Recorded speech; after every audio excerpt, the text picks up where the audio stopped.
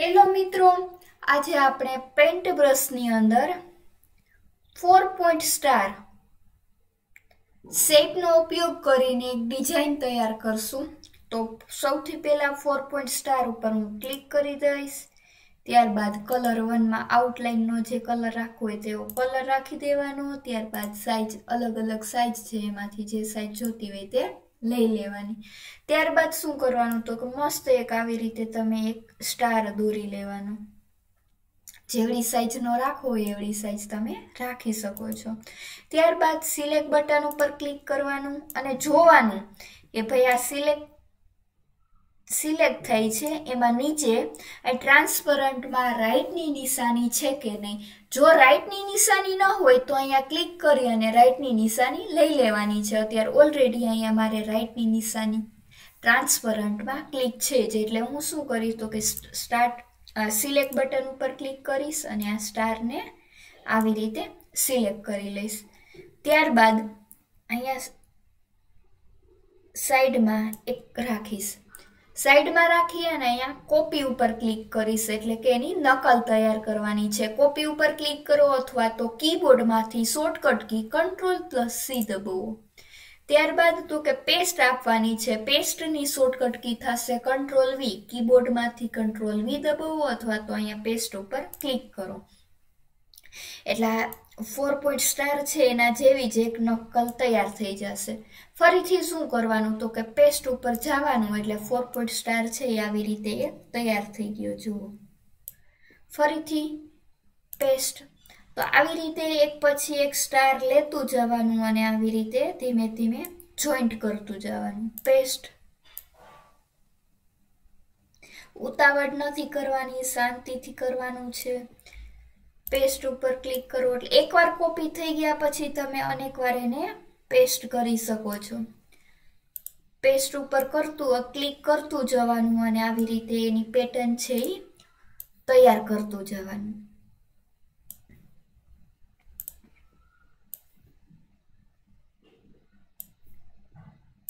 એક આખી લાઈન છે એ ધીમે ધીમે આપણે આવી રીતે વ્યવસ્થિત કમ્પ્લીટ કરવાની છે પેસ્ટ આપીને. જો કોઈને માઉસ ક્લિકથી પેસ્ટ ન કરવું હોય તો એ કીબોર્ડમાંથી Ctrl+V આપશે.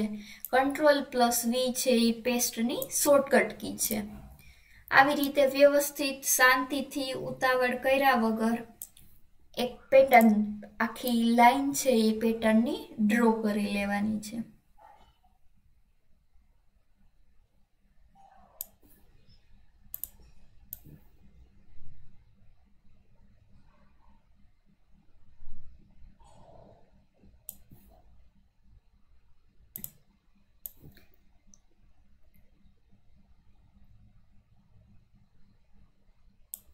આવી રીતે આખી એક પેટર્ન ડ્રો તૈયાર થઈ જાય, એક આખી લાઈન કમ્પ્લીટ થઈ જાય ફ્લાવરની, પછી આપણે એને આખી લાઈનને કોપી લઈ લેશું.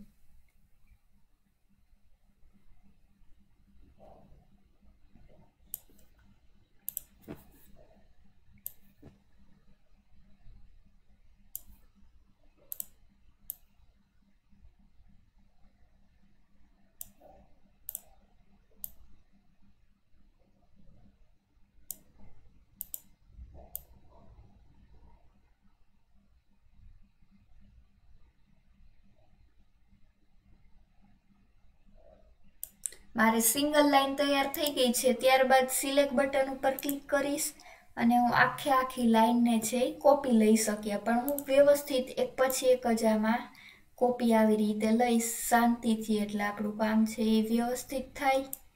ને જો તમારે ઉતાવળ હોય તો આ બધું એકસાથે સિલેક્ટ કરી અને તમે કોપી કરી શકો છો.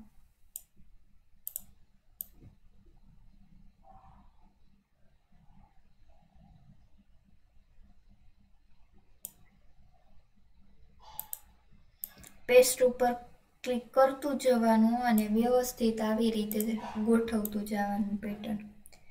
આખી પેટર્ન તૈયાર થઈ જાય પછી તમે આમાં ગમતા કલર પૂરી શકો છો. કલર પૂરવા માટે ફિલ વિથ કલરનો ઉપયોગ કરવાનો. જો વ્યવસ્થિત શેપ ન થતો હોય તો Ctrl+Z થી આ શેપની છેલ્લી ક્રિયાને તમે ઉલટાવી પણ શકો છો. આવી રીતે એક પછી એક શેપ ઉપર ક્લિક કરતું જવાનું અને આખી પેટર્ન છે એ તૈયાર કરતું રહેવાનું.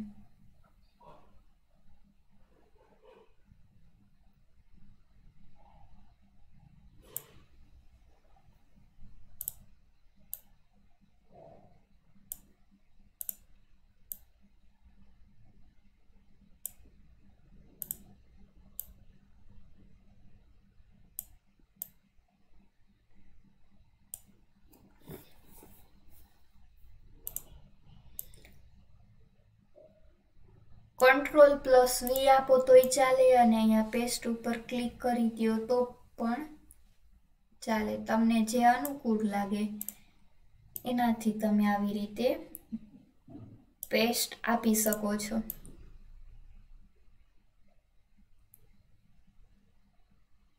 આખી બેકગ્રાઉન્ડની આવી ડિઝાઇન તૈયાર થઈ જાય ત્યારબાદ આપણે કલર પૂરીશું.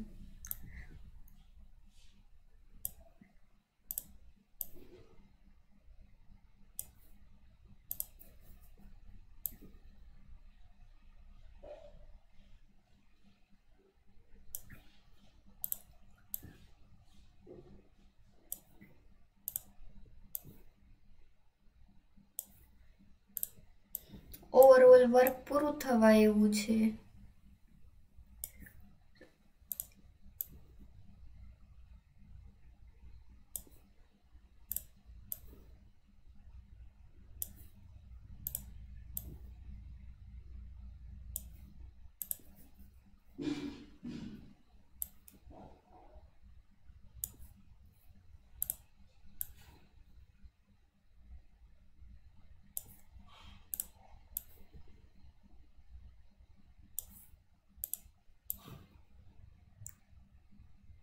મારું વર્ક હવે કમ્પ્લીટ થવા આવ્યું. હવે શું કરવાનું તો કે હવે ગમતા કલર પૂરવાના છે. ગમતા કલર પૂરવા માટે કયું ઓપ્શન લેવાનું તો કે કલર પૂરવા માટેનું ઓપ્શન છે ફિલ વિથ કલર.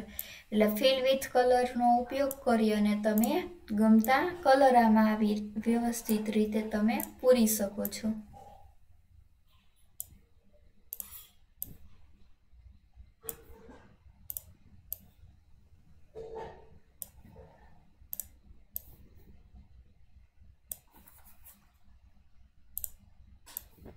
આમાંથી તમને જે કલર ગમતા હોય તો ફિલ વિથ કલર ઉપર ક્લિક કરી અને ગમતો આમાંથી એક કલર લઈ લેવાનો અને તમને જે કલર ગમતો હોય એ કલર તમે આવી રીતે ફ્લાવરમાં પૂરી શકો છો.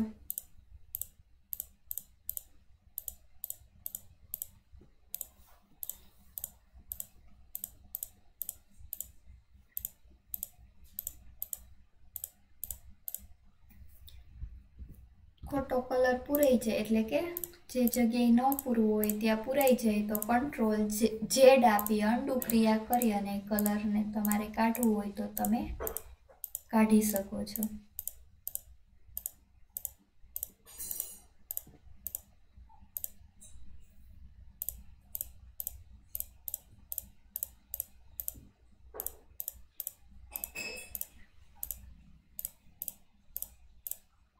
આમાં મેં ગ્રીન કલર પૂર્યો. જો તમને મલ્ટી કલર પૂરવા હોય એટલે કે એકથી વધારે કલર પૂરવા હોય તો પણ તમે પૂરી શકો છો.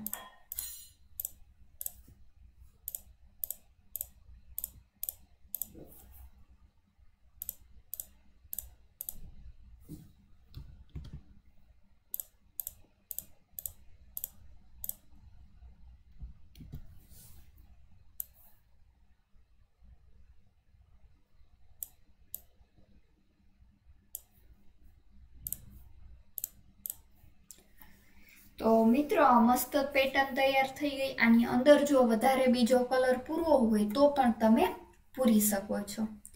Thank you.